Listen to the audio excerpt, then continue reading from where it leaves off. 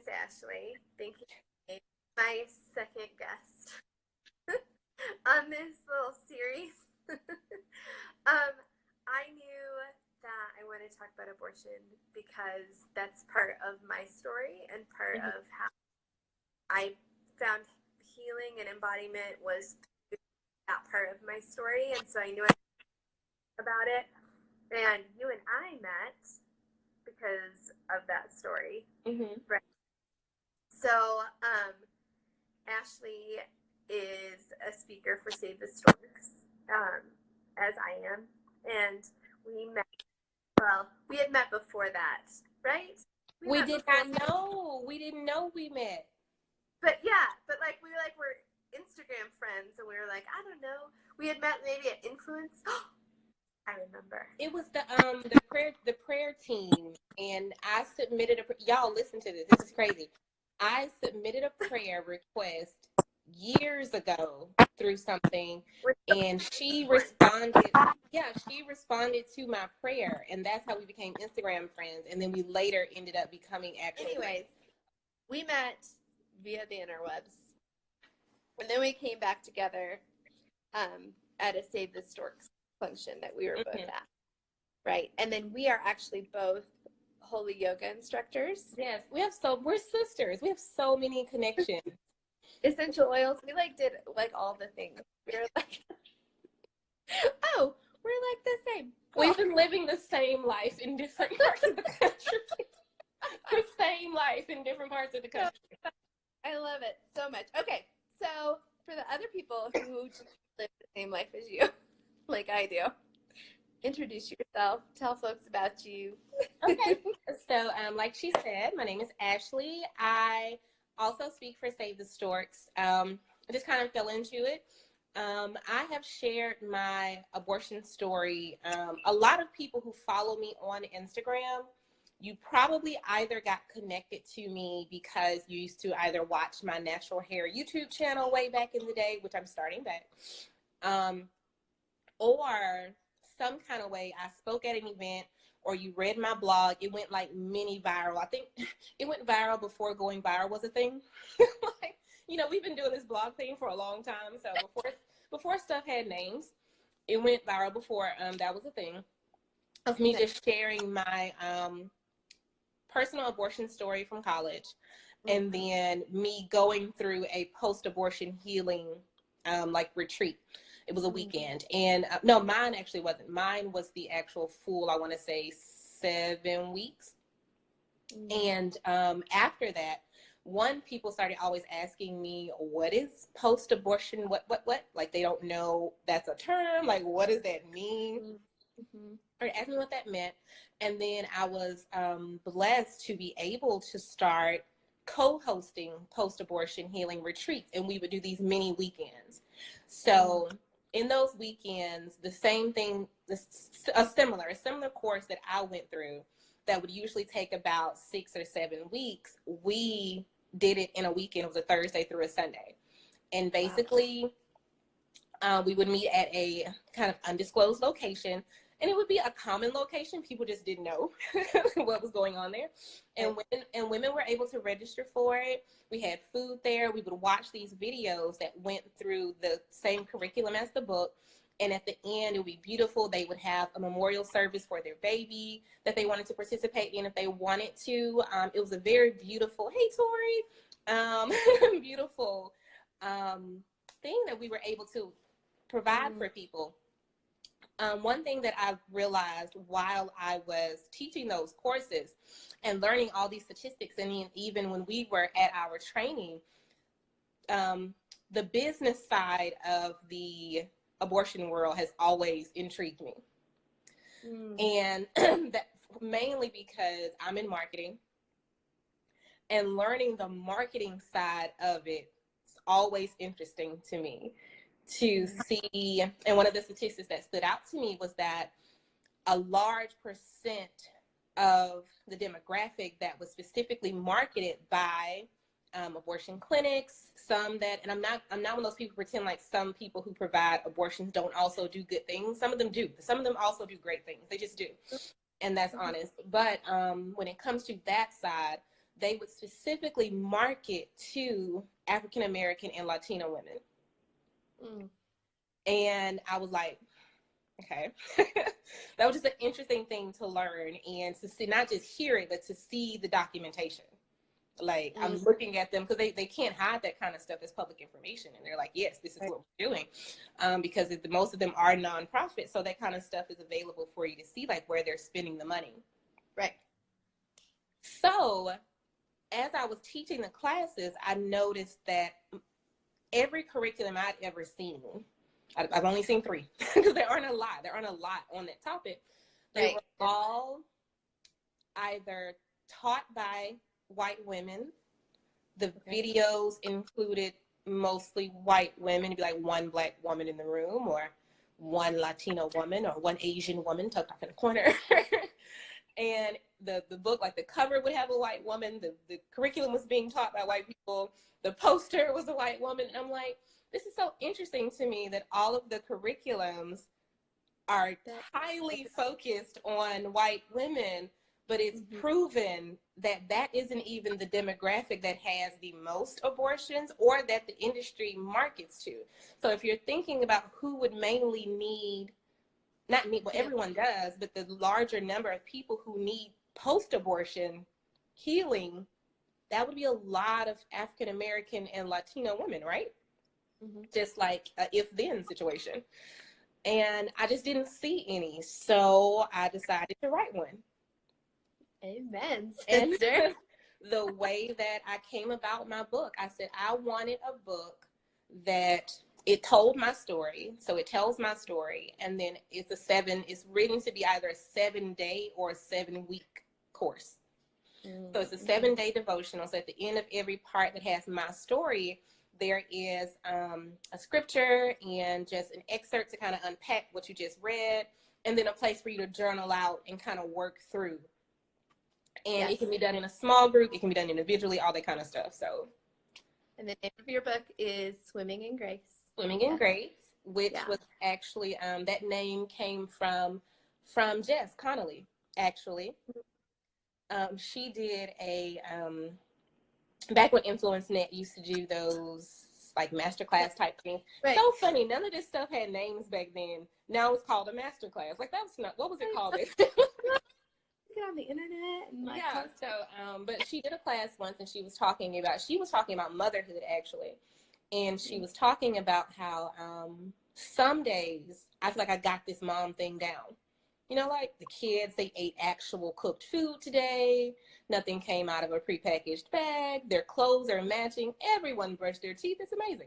Like, sometimes I feel like I got this thing down. And she said, in some days, I'm just swimming in grace. Like, Lord, however it is. And that's how I felt personally about my own abortion experience, is that some days I'm okay. And then other days, I'm not just like receiving God's grace. I need to drown in it. Like, Lord, I have no grace to give myself. I'm beating myself up. I don't feel good. I don't feel worthy. I don't feel all these blessings you're giving me now. You blessed me with 2 of my own children. I feel like I don't deserve any of that. I need to literally submerge myself in your grace because I don't have it. Yeah. And that's where the name of the book came from. And I was like, if nothing else, when a woman finishes working through that book, I want her to feel God's grace in the situation. So I just said a lot of words. You said beautiful words. I loved all of it. Awesome. Okay. So for me and for what we're doing today, I feel like the story of why or how is less important than the story of your healing and you walked. 1 in 4 women we know have had abortions. So that is like includes if you go to church. 1 in 4 of the women that are sitting there listening to the preacher have had abortions. 1 in 4 women at the gym have had abortions. 1 in 4 women that you encounter on a daily basis have had abortions. And it's not this end of the conversation never really happens, right? Everybody wants to talk about whether or not it should be legal, and and everybody wants to protest, and everybody wants to do all the things at this front end, and nobody wants to talk about what happens at the back end. So I really want to talk about what happens at the back end. So like you said, there are days, I think, when you're okay, and there are days when you're definitely not okay about it. And I think that that is something that gets glossed over when we're talking about the women who are forced to kind of make this choice or this decision, is that whether or not it feels like the right thing at that time, that there's a trauma attached to it, period, and right? And so there's always going to be part of it that hurts, and there's always going to be something that needs healing afterwards. So I guess, when did you first recognize that like this was something that you wanted to get healing from? And then what was like the way that you went about that? Girl, I thought I was fine. I was like, I'm not. I was Okay, so it happened, that was 2000, the end of 2008. And then 2010, I gave my life to Christ, totally understood God's grace. I've been delivered, like he's cleansed me, pure as snow. And I have no trauma from any issues because the Lord has. Like, that was the mindset I was in. And if any of that was true, very like, yes, that's like a very new Christian thing to do, right? Like, you're like, yo, hallelujah. Exactly. so I actually, what happened was, it was Sanctity of Life Sunday at my church. And exactly. So I was like, I really want to help, because, especially with something that's also very new Christian, is to want to help all these unsaved people. And you're like, oh my God, everyone else is still so lost, and I want to help.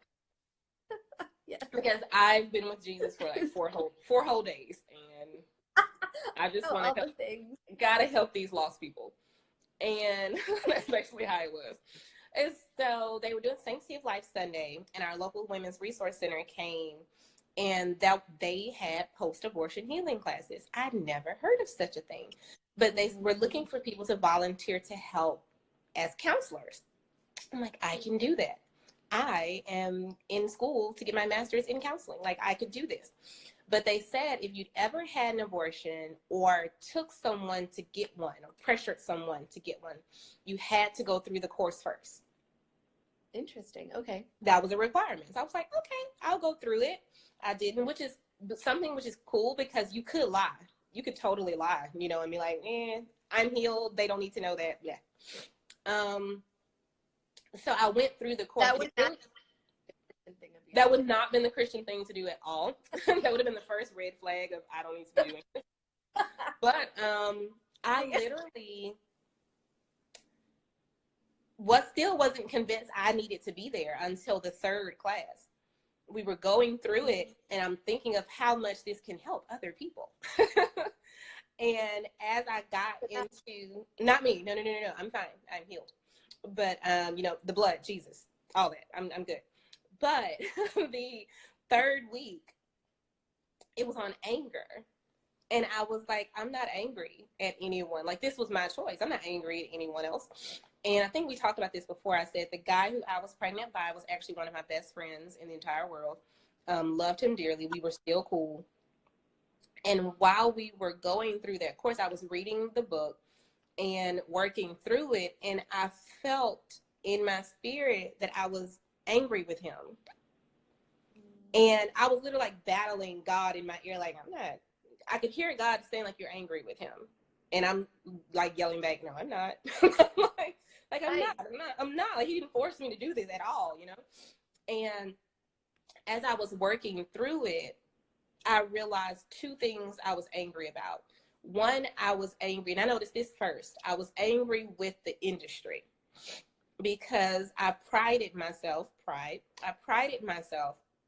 on being a very educated woman. So I was in college at the time. I was doing very well in school. I was in every organization possible. I was in every leadership role basically on campus possible. And when we decided to do it, I remember researching, reading. I was on the Google. It wasn't even, what was it, like Bing? I don't know. It was like Yahoo or I was something. like Messenger and Whatever. I was in there, oh. AOL. I don't know.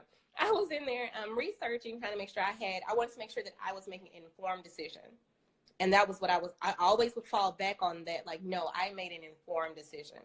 And as I got more involved with researching the industry, I realized how many blatant lies were presented as facts in their marketing. So then I started feeling like I had been lied to. And I felt like they took away my right to make an informed decision because I was presented with lies. So then I went from I'm confident in the decision I made to now I'm kind of pissed because I feel like they weren't being honest with me. So that was the first part of anger. And then when it came to my friend, he had always been that person. We met when I was 15, and he had always been that person in my life who protected me from everything.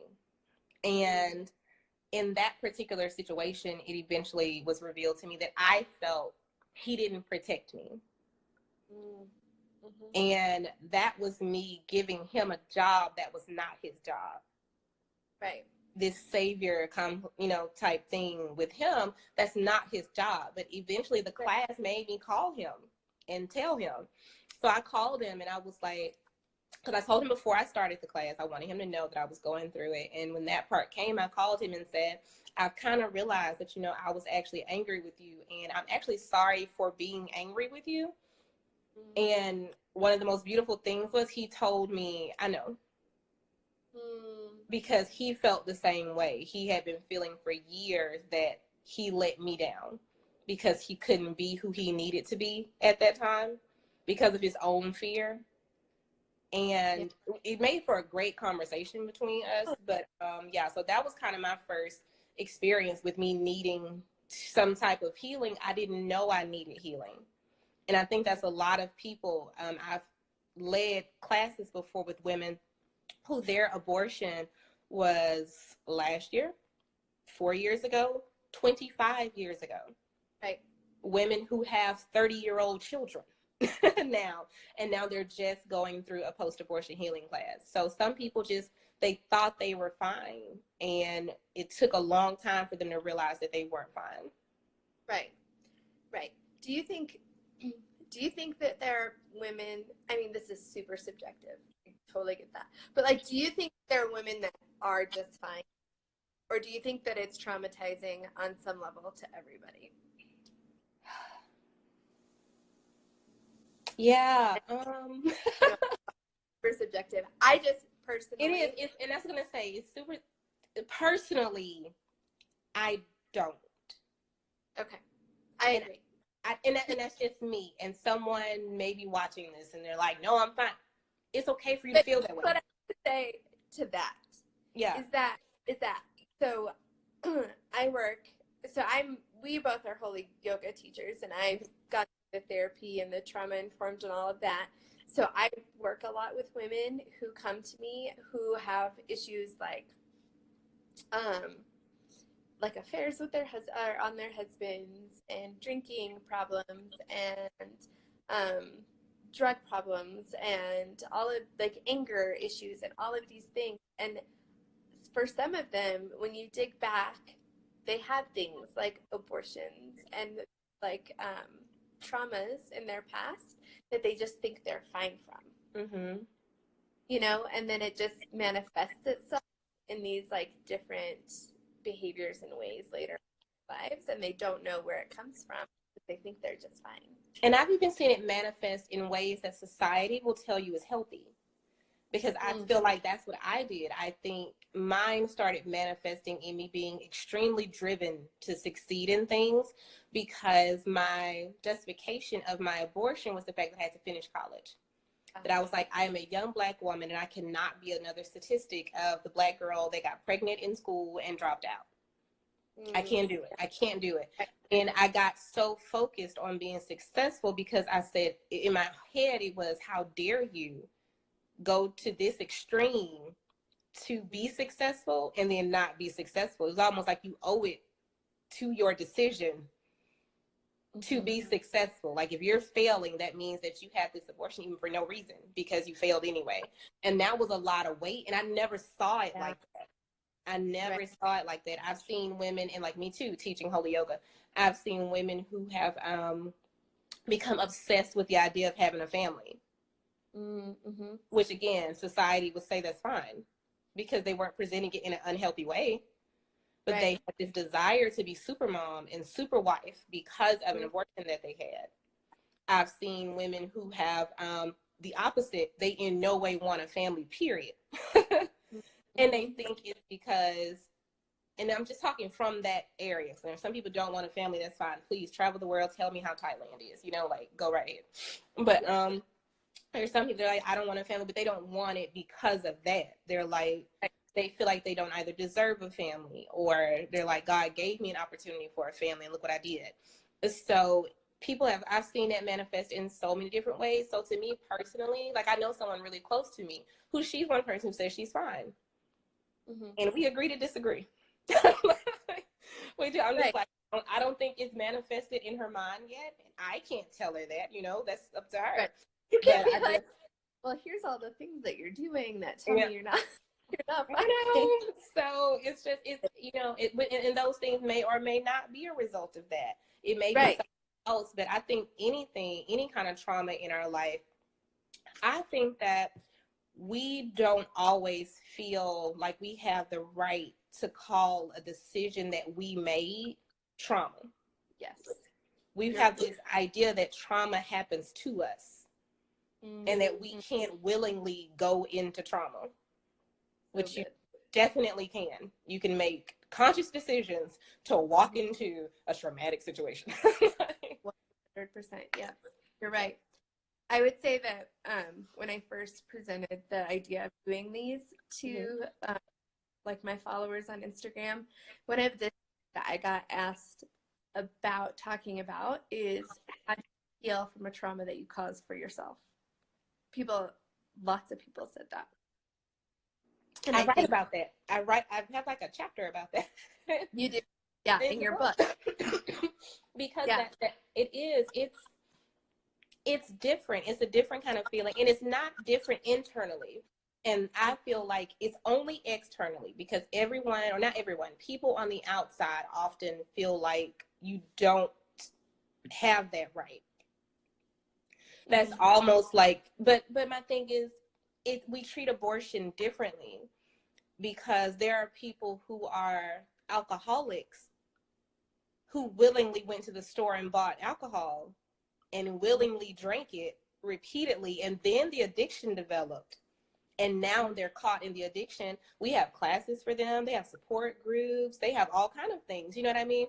And we encourage that, we love on them, sometimes we have to distance ourselves from those people, but we encourage them to seek help and seek counsel and blah blah blah.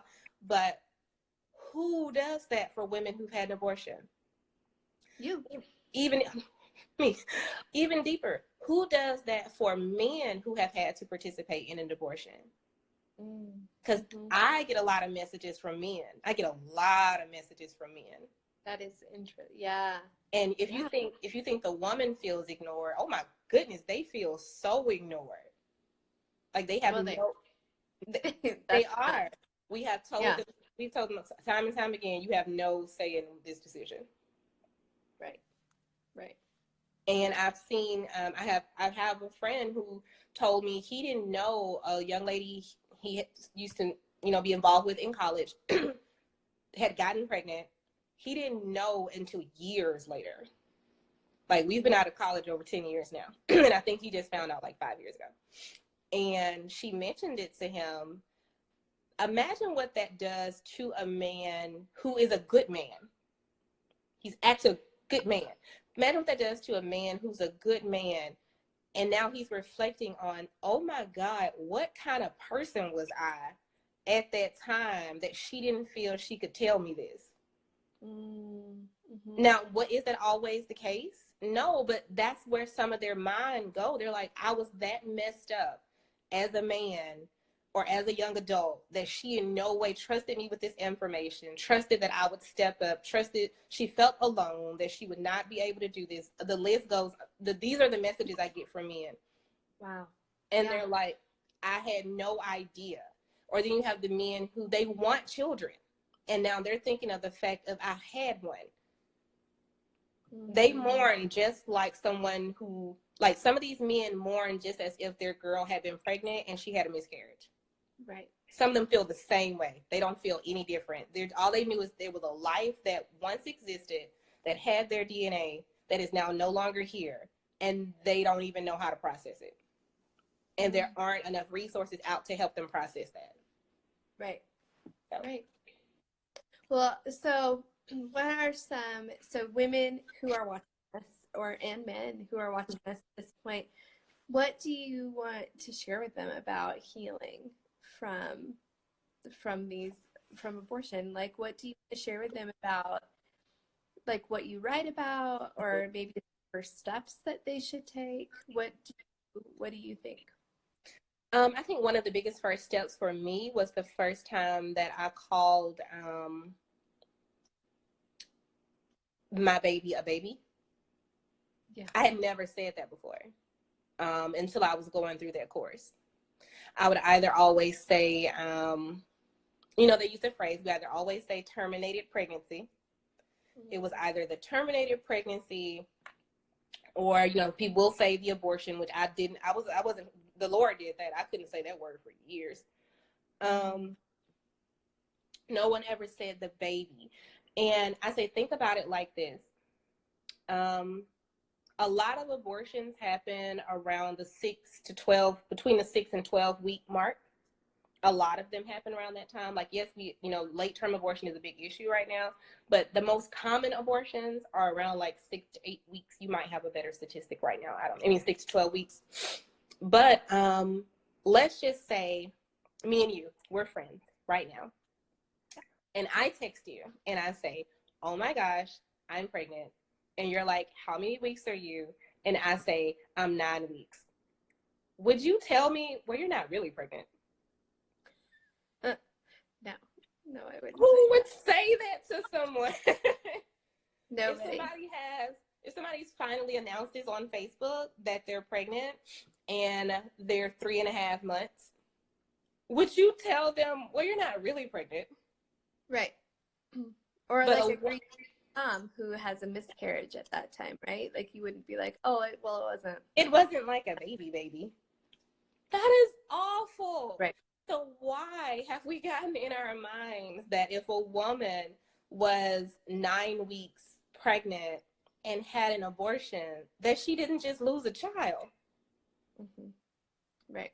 She just literally, she was creating a life just as excited as the other mom would be at 9 weeks.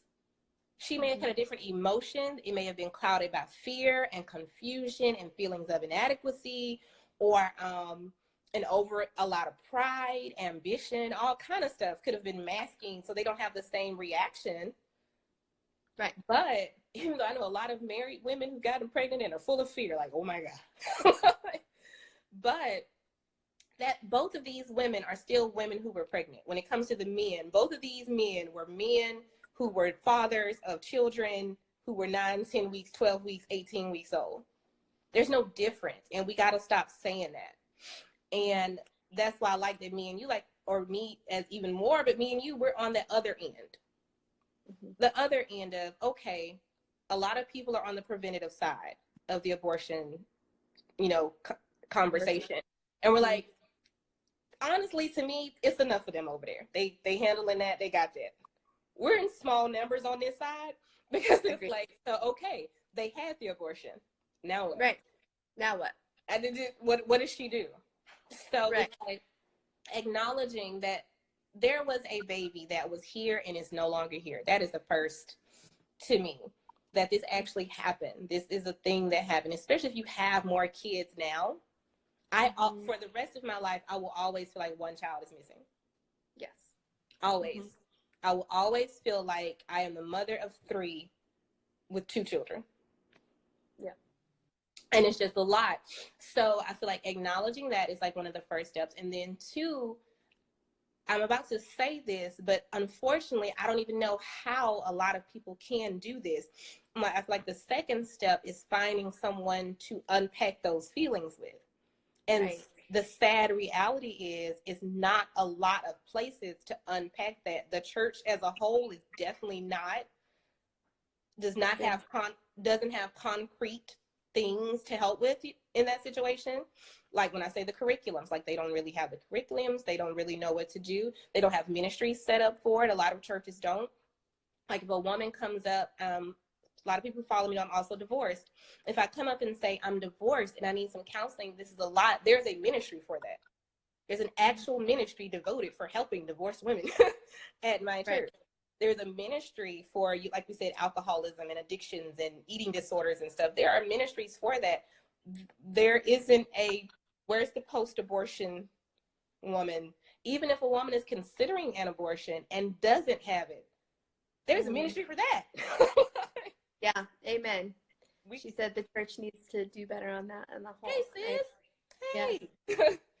So yeah, need to do better on this as a whole. There's really not much to do. And that's why I was blessed to be at the church I was at that even first recognized Sanctity of Life Sunday. Mm-hmm. And not in a weird way. Because some people take Sanctity of Life Sunday and they make it weird. It turns into this really radical pro-life protest. Right. Which right. also it's not helpful. Right. It's not helpful to women who are already feeling on the outside, already feeling like the weight of that shame and the guilt, and like church is a place where they can't be fully themselves because they can't feel about that, because that's not welcome. Like Sanctity of Life Sunday, to me, that's where you got your start, like got your passion, got your the steps of your healing. It's like, it's fascinating to me because for me, I've always been like, I'm not going to church on that day. I'm going to tell you why though. My pastor's wife was presenting Sanctity of Life Sunday to the church that day and stood up there in the pulpit and told us she'd had an abortion. Oh, wow. Yeah. Oh, that's beautiful. And not only did she... I'm back. Sorry. Somebody called. She said not only did she say she had an abortion from the pulpit, she said she was already married to our pastor. She said they weren't pastoring the church yet, but they were in ministry. And that's why I acknowledged her in the back of my book, because I said, if she had not said that, I don't think it would have had the same effect on me. Oh, yeah. Because I was sitting there squirming like probably everybody else who'd had an abortion until she started talking, and we're all like, that she said that. And it was so freeing. And I tell people, and me and you both, the Lord has given us,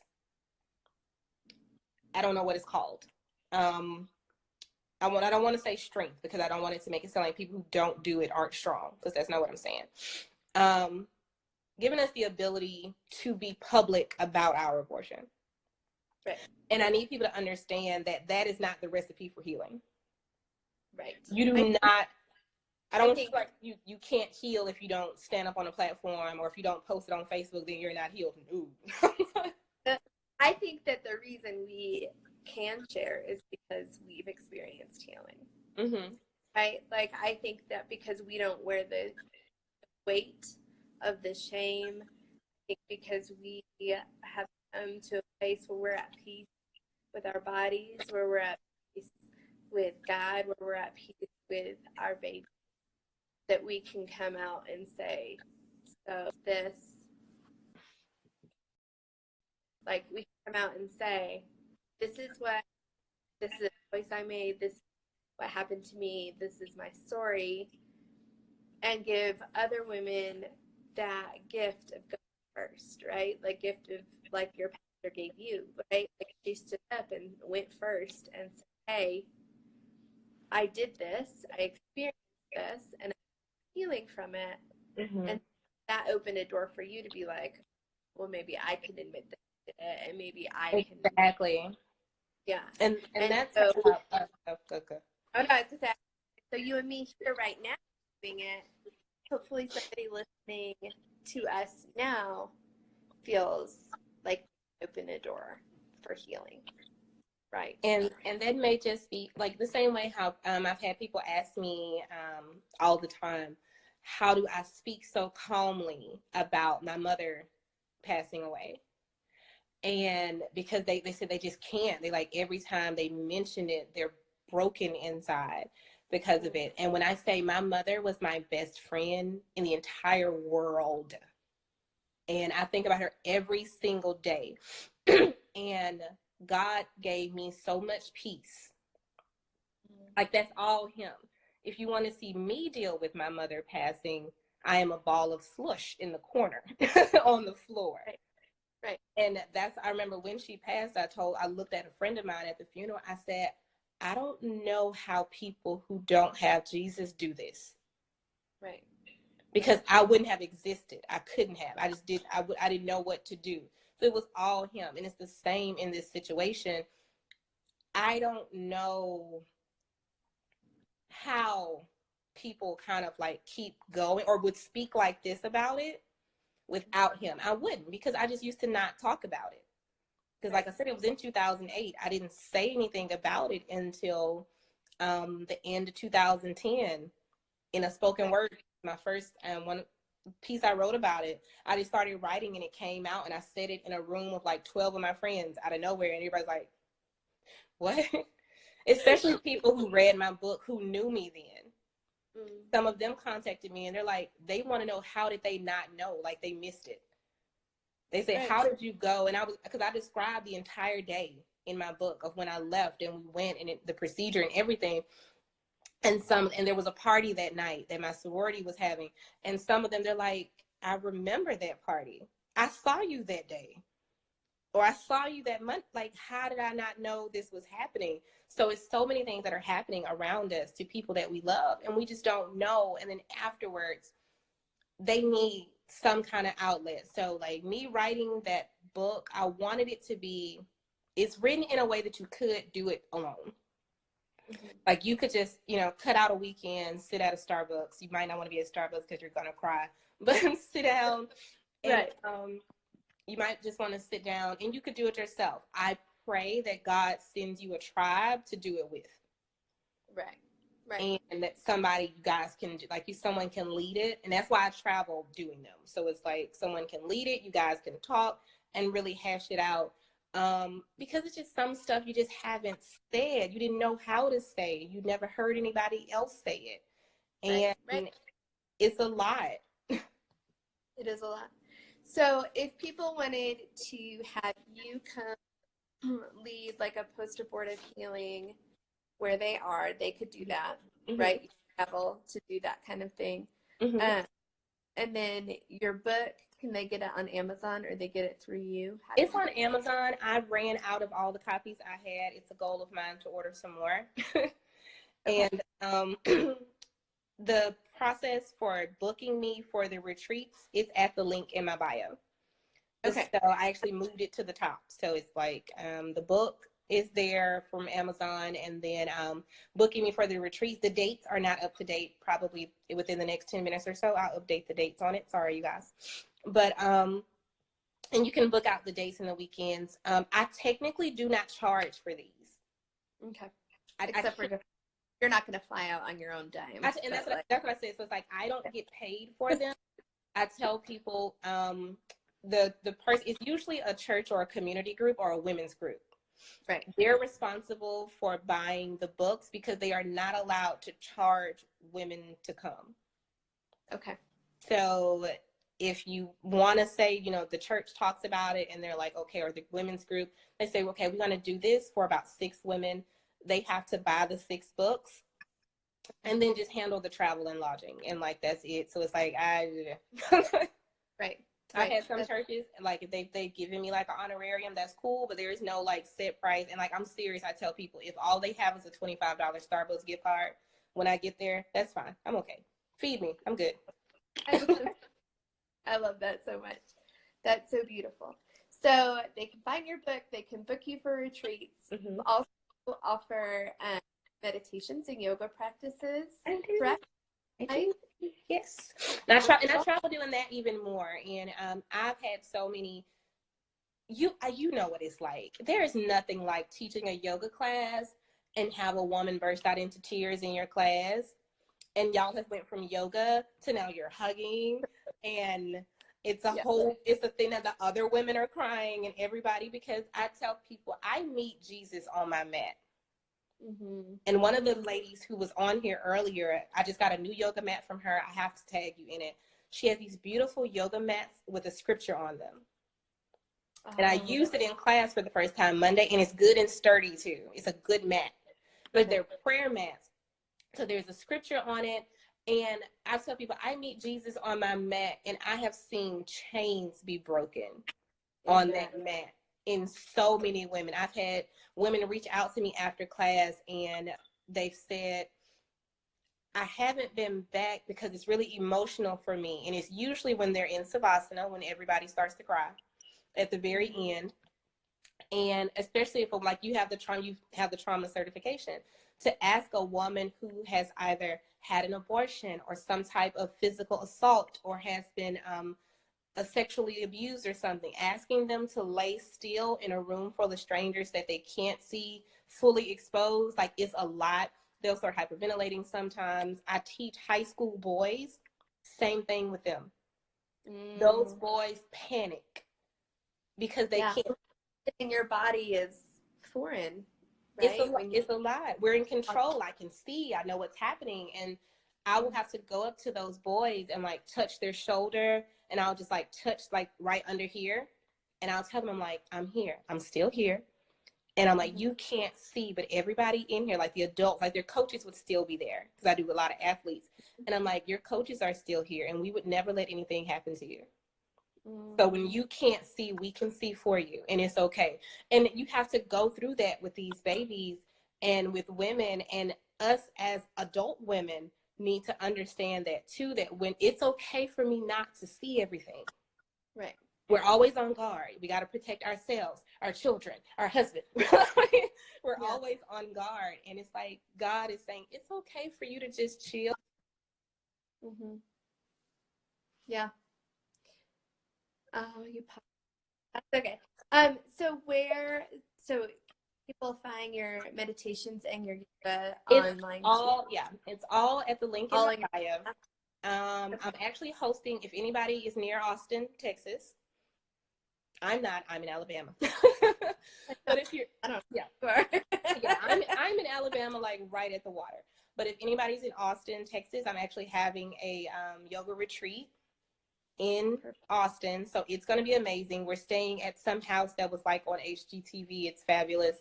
And registration is open for that now. So that link is in my bio. The link for the book is in the bio. If anybody needs me to come out, I will definitely come out and do a retreat for any group that you may have of women who need to, someone to guide them through the course. And also I am able to come in and train someone in your group or at your church to do it. Okay. So then you can fly me out that one time and then somebody else can handle it. Beautiful. Beautiful. I love all of those things. I love you. I love you.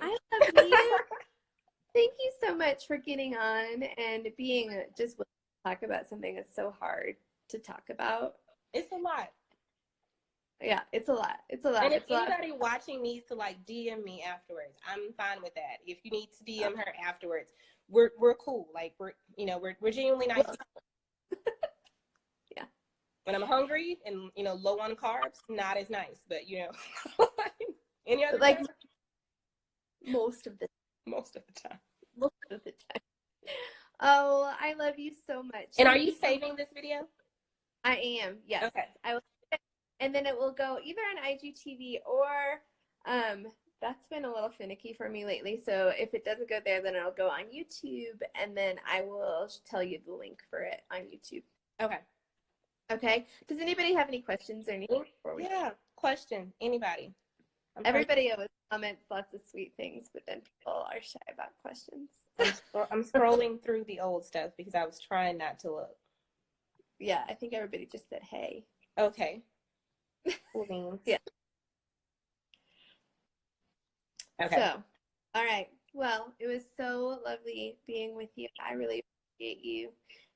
And everybody can find Ashley on Instagram at _ I am always Ashley.